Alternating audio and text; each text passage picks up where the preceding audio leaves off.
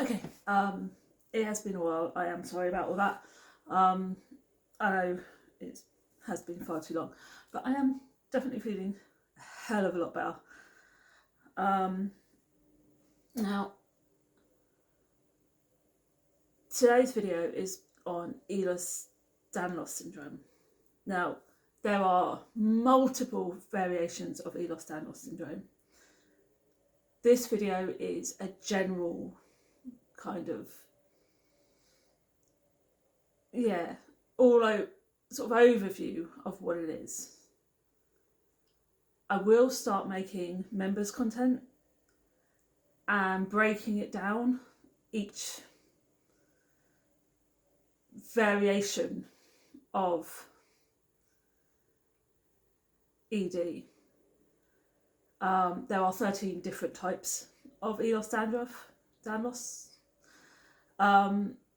which I will break down into their own individual whatevers. I will look into. I will, do my thing, and put them on as members content over the next few months.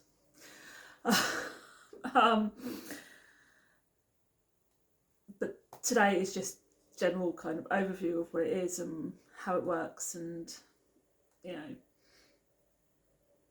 but I have been kind of missing for a while, but very weird. So as I say, throat's still a little whatever, you can hear it, and for those of you who said it was just a cold, thanks, appreciate it. I still can't taste anything, which is very strange, really weird. Everything's got a weird kind of texture to it. It's very, very strange not being able to taste anything. It really is. Anyway, ehlers-Danlo syndrome. It is inherited. One thing about ehlers-Danlos syndrome, I have to say it slowly, otherwise I can't say it properly. Ehlers-Danlos syndrome, otherwise known as ED, is inherited. It's genetic, completely genetic, and it varies depending on which one you've got, depends on the severity and the issues that go with it.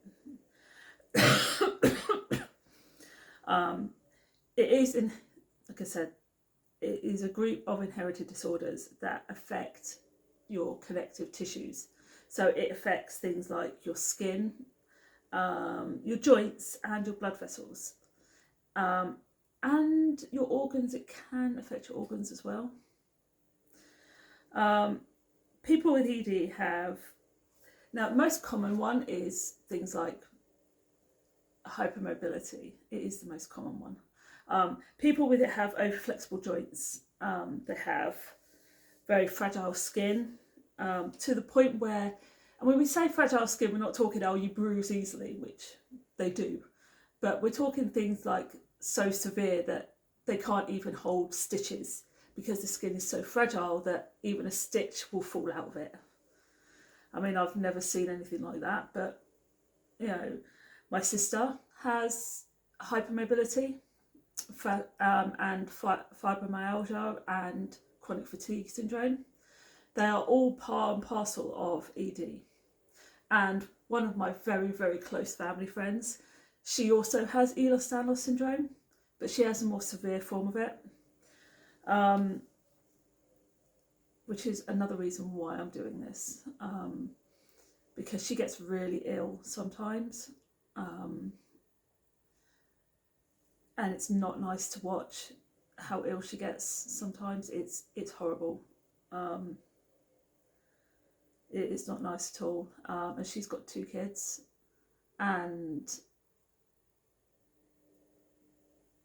they've had to live with her getting sick a lot, and it's not easy when your parents are ill. But yeah, so she has this as well. Like I said, my sister has a milder form of it, whereas she has a more severe form of it. So the more severe forms are vascular ED, and they are to do with your blood vessels, your intestines, even your uterus. Things like that can rupture. Or they can produce like serious complications in pregnancies. Like I said, it is completely genetic. They have found genetic markers in all bar one of EDs.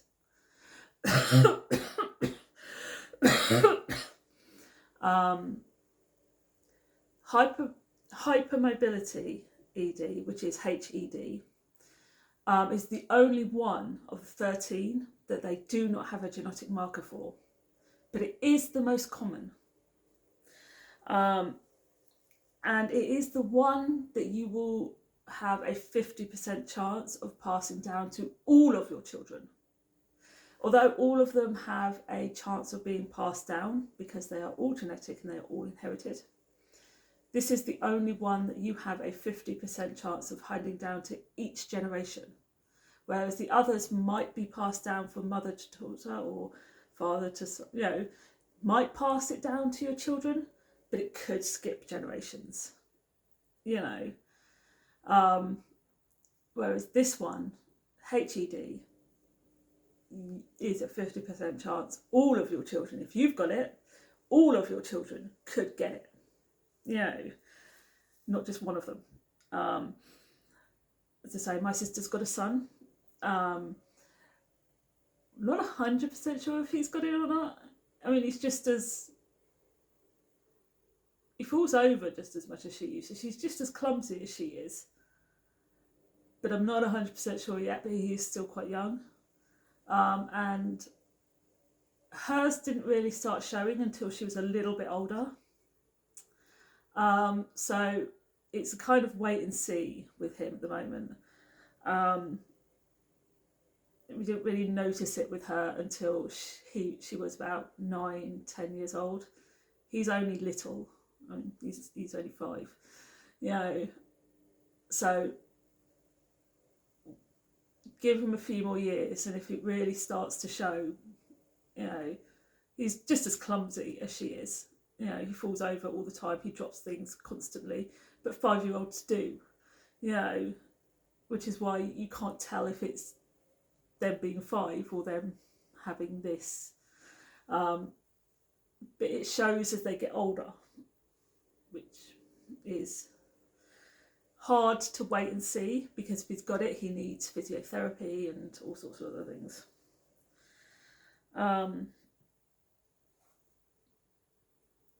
The thing about these is, if you do have these types of conditions, whether it's a personal thing or whether it's a family trait, before you start a family, as a preventative measure, or even just so you know what kind of risks you're taking for your child, it is better to see a genetic counsellor before starting a family,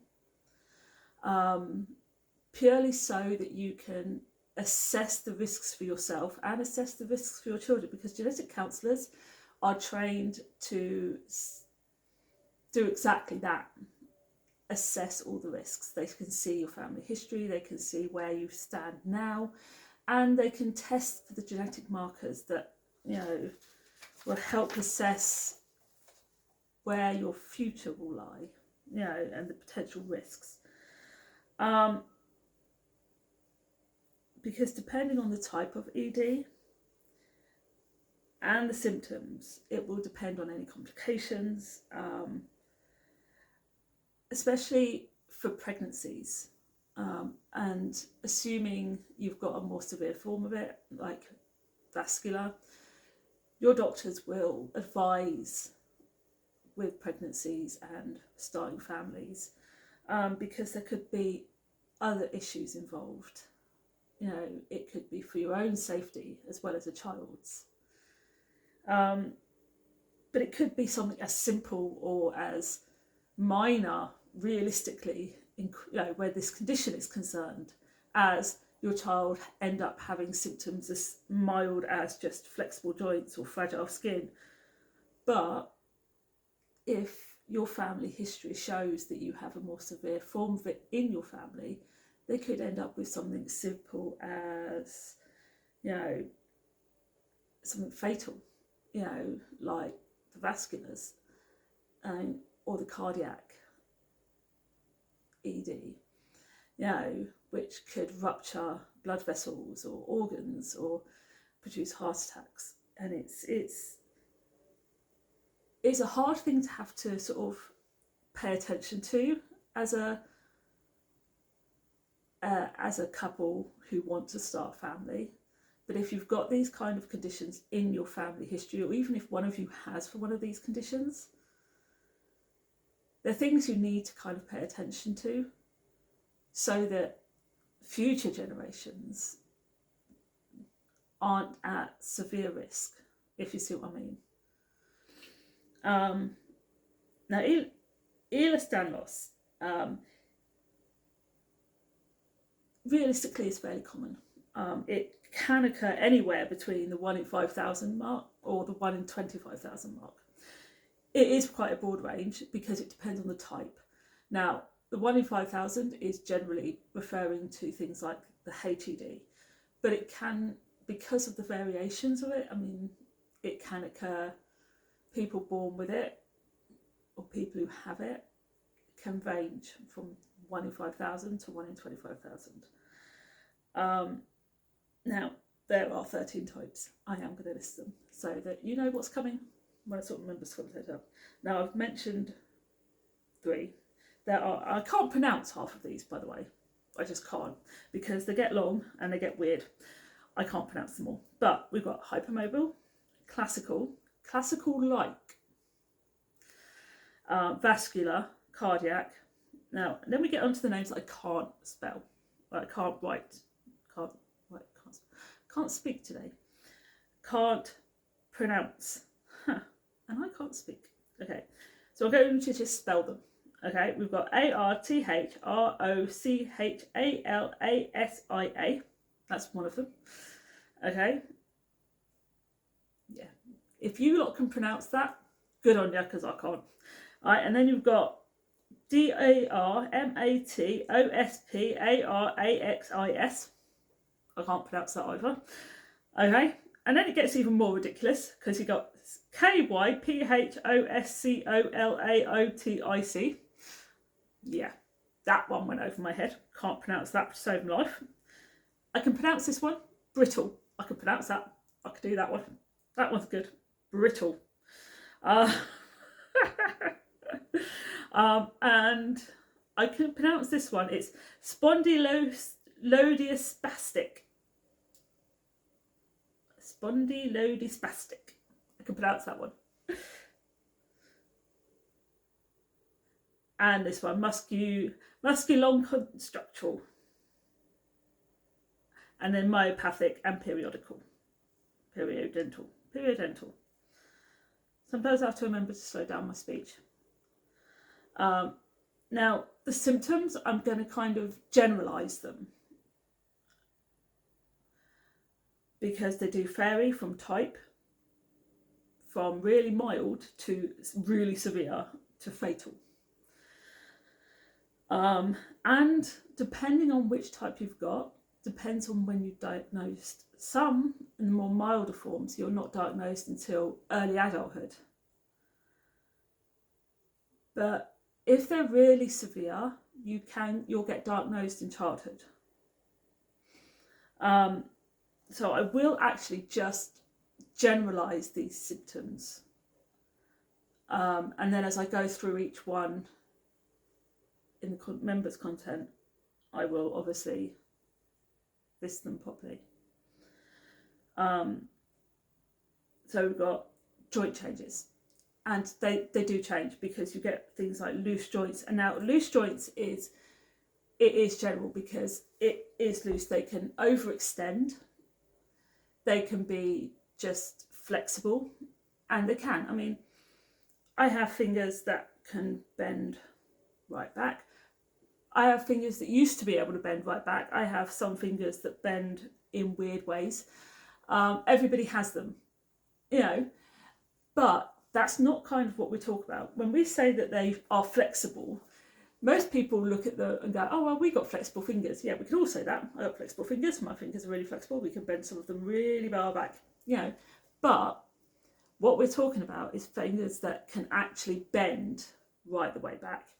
And it's not quite, it is an overextension of a joint, but they don't just overextend in one way. It's a flexibility that goes right the way up the joint. And it's a double jointedness right the way across the body. And there can be a mild flexibility, so it's not quite to the point where it completely overextends, and it's not every joint in your body. Now, my sister, her entire body overextends. She's already had knee surgery. She had knee surgery when she was 18 because the knee dislocated itself far too many times now. And she had to have it put back into place, and they had to, I don't actually know what they did to it because she was 18 and I was, I was already a mum dealing with other things. I don't actually know what they did to her knee, but yeah, I was pregnant at the time. I don't know. I can't remember that far back. I mean, she was 18. You know, we're talking a long time ago. So she's already had one knee surgery. She's already on the verge of another knee surgery because the joints in her knees overextend so far that they can dislocate themselves. The ones in her elbows, they don't overextend that far. They are exceptionally flexible to the point where she can pop them. She can bring her arm so far back that it's flexible, but it doesn't overextend to the same degree that her knees do. And the same with the fingers. Her fingers do this weird thing where she can pull her fingers right the way back, and the tips of her fingers, she can bend them like right the way down to about there. It's really weird. They are like really flexible, but they don't class that as an overextension. I don't quite know why, but they don't. They just say their fingers are super flexible. So it does depend on how they see their joints. Some doctors told Megan that her fingers are overextended. Some say they're super flexible. Some say their joints are flexible. Some say they overextend. So it still does depend on who you're talking to and what they say and what they see. Just because our fingers can do weird things and go into weird shapes and we think they overextend and we think they're a bit flexible, doesn't mean they actually are. Everyone can look at their hands sometimes and think, oh yeah, my fingers can do this. Doesn't mean they're actually overextending or they're actually flexible. We look at piano players, and we've seen it before, where we think piano players' fingers are like super flexible because they do all this weird stuff and they can like do this whatever on the piano. I think they must have super flexible fingers. They probably do. But yeah, it is weird. I mean, on the odd occasion, my fingers do bend back, but they don't do it very often. When my sisters were little, their joints would dislocate. They don't do it now.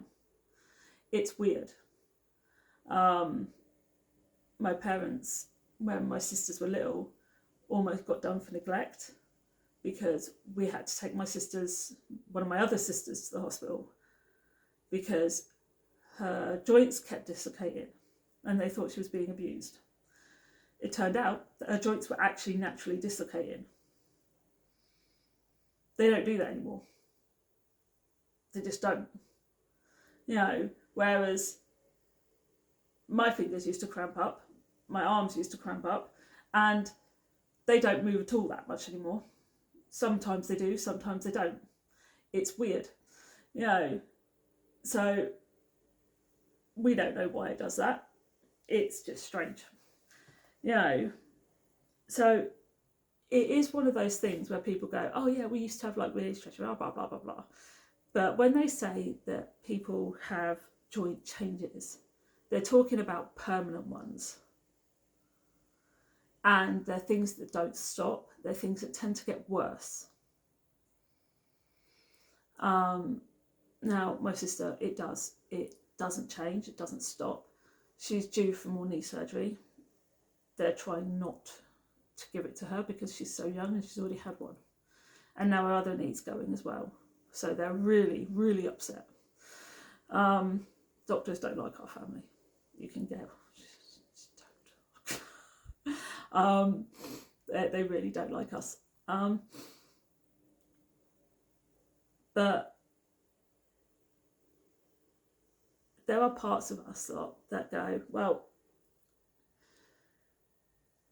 if they're not changing and they're just getting worse, that is when you get to a point where you can say, yes, the joints are loose, the joints overextend, these joints are super flexible, and some of these joints dislocate all by themselves. You know, that's where we get symptoms of ED. It's permanent, it doesn't stop, it doesn't change, it gets worse as they get older. You know, it's not like when we're little, it's not like as we hit teenagehood, or even as young adults when we can still be a little flexible, our bodies are doing weird things, you know, and we think we're being super clever, you know. But it does happen, you know. And you look back on some of the things that happened all those years ago and think, why did that happen? Doesn't happen anymore. We shoot it off as a blip.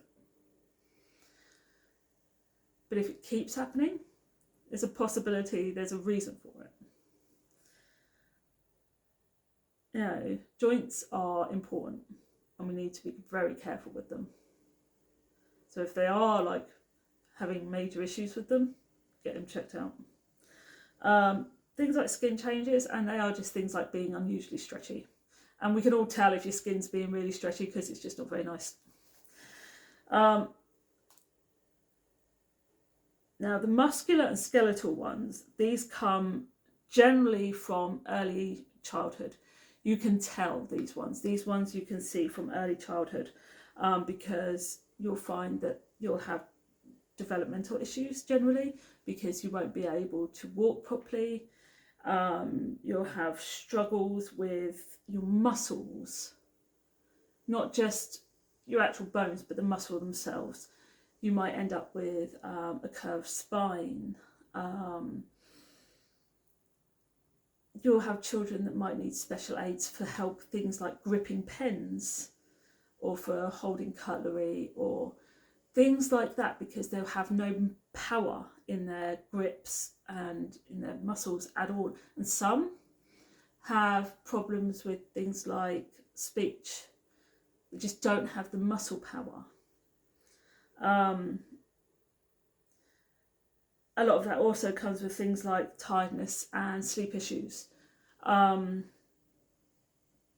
especially after things like physical activity. And it doesn't have to be strenuous physical activity. It can be something as simple as, you know, going for a 20-minute stroll down the road and they're feeling like really tired to the point where they're like dizzy and falling asleep, you know. And it does often get misdiagnosed as chronic fatigue syndrome or fibromyalgia, which my sister has both of, by the way. Which of course leads things to pain, moods. Your mood does change. You get things like anxiety, depression, and a panic disorder could happen as well. And of course, with certain types of ED, you get things like heart issues, so palpitations, dizziness, lung issues like asthma type symptoms, digestive issues, so constipation, heartburn, things like that, nausea, travel sickness, things like that, or even things like ear issues like tinnitus. Now, for those who don't know, most people do. It's fairly common. Tinnitus is just a ringing in your ear. I get it. My sister gets it. In fact, most of us get that. I think that's something that runs through most of my family, is tinnitus. We all have issues like that. Tinnitus is fairly normal for all of us. And again, for children, there are a lot of developmental delays, like crawling, walking, and early joint dislocations. A lot of them have early joint dislocations. Now, as horrible as the early joint dislocations sound, they are horrible. They are really painful for the child. They are easy to deal with. And that sounds really sad to say. It's really cool to say it as well.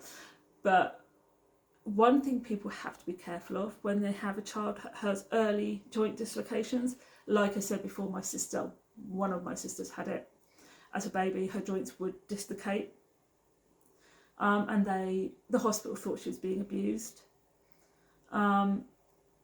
because they kept bringing her in because her joints kept dislocating, and it turned out that it was a natural thing. It happened overnight while she was sleeping, and it happened several times overnight while she was sleeping.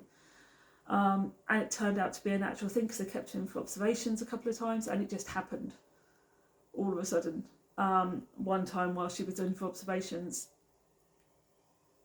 it was really lucky for us. Unlucky for her, but lucky for us, because it happened again in their care, and proved that my parents weren't hurting her, that it actually was a natural thing. So if you have a child with early joint dislocation, one thing you have to be very careful of is being accused of things like that, because it's not an easy thing to have to deal with, or an easy thing to have to think about, because when your child is going through that, you're also having to put through that. But like I said, she doesn't have that anymore. Like I said, once she kind of got a bit older, it never happened again, which was really strange for us. We don't know why it never happened again, but it never did. It happened all the while she was really like baby age. Once she got to about 1.5 years, it never stopped. It just never happened again. Yeah, just over 1 year the last time it happened. It never happened again. It was almost like it just sort of went, oh, joints are stable, that's fine. We don't need to. It's like the joints stabilised, and that's fine. She never had issues with her joints again, ever. She's now in her 30s. It's strange, but it did happen, which is weird. But for some babies and for some children, things like that don't stop, and it is a sign of ED. We don't know what that was about, but for some, it's a sign of ED.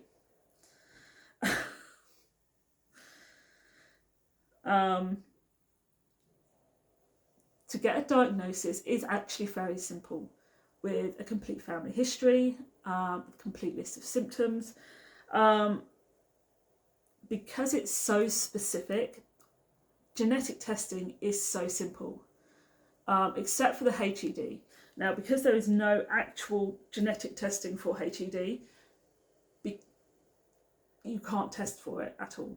But the symptoms are so specific that actually all they need is your set of symptoms to be able to diagnose it, which is kind of cool.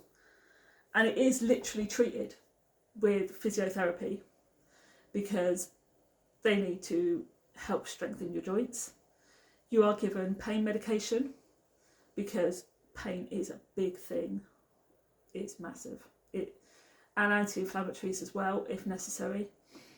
As I say, my sister is on high doses. Well, actually, no. I say high doses of morphine, but she's on a lower dose than I am, so she actually is on a lower dose of morphine than I'm on, so I mean, she's still on. Yeah, I mean, she takes about 15 milligrams of morphine to help with her pain. I'm on like 50. Yeah, so I mean, Still a fairly high dose of morphine. Not quite as high as I'm on, but you know, it's still a fairly high dose of morphine for most people. And that's really sad. I'm on a higher dose of morphine than my sister who's in constant pain. That's just really sad. That's kind of sad, it really is.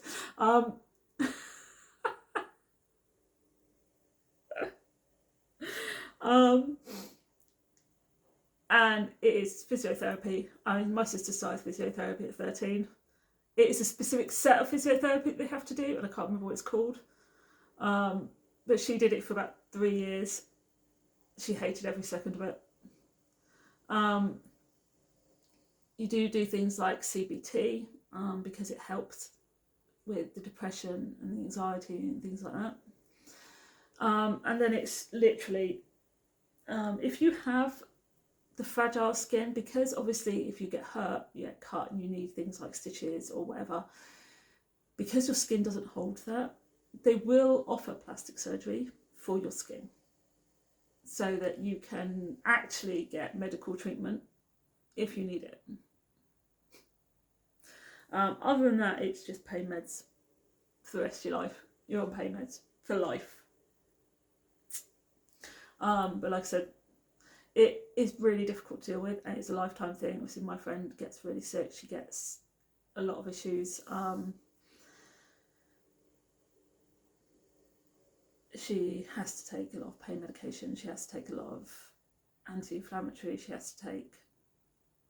gets other issues as well. And if she gets infections, it normally knocks her for 6, and she's on like sort of bedridden for like 6 weeks. Maybe longer sometimes. It's not nice for her at all. But yeah, I am going to leave it here. And I will go through each variation of ED in detail for members only content, because otherwise we'll be here forever on one subject and it can get kind of one note. So I shall see you all later, and hope you have a great day.